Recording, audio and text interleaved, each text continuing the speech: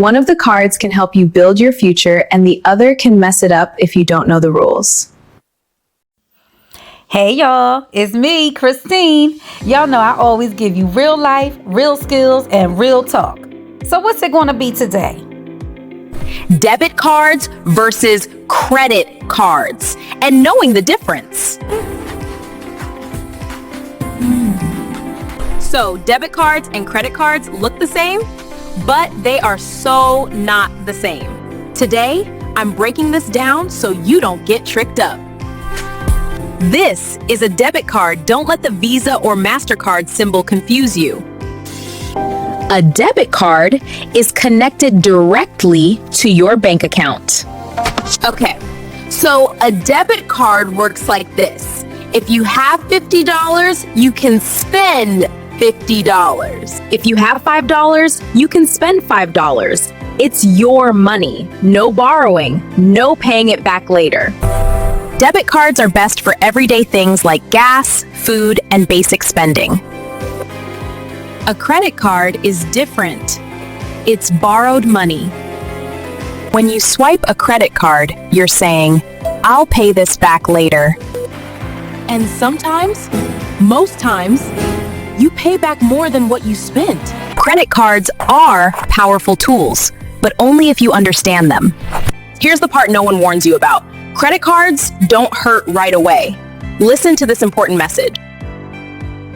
With a credit card, no money actually leaves your bank, so it feels like free money, but that bill will show up eventually. If you do not pay the full amount of what you spent, you will be charged interest, and interest can stack up quickly.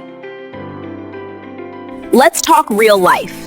When you use a debit card, the money comes out and it's done.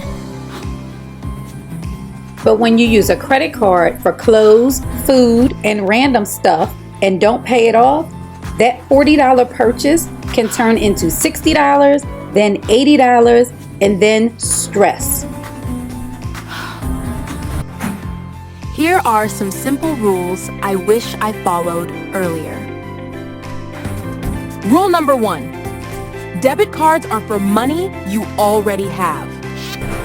Rule number 2. If you use a credit card, pay it off as soon as possible. Rule 3.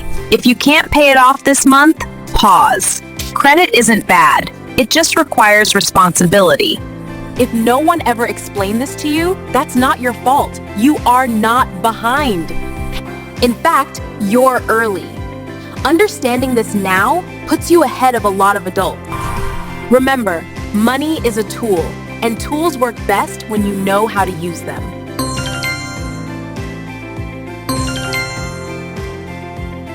This video is based on what I've learned so far and is for educational purposes only. This is not legal, financial, or professional advice. I'm learning just like you. If you still have questions or need help, ask a trusted adult or a professional. If this helped you, like, subscribe, and leave a comment. In the next episode, I'll be explaining credit scores and why adults panic about them. Bye for now.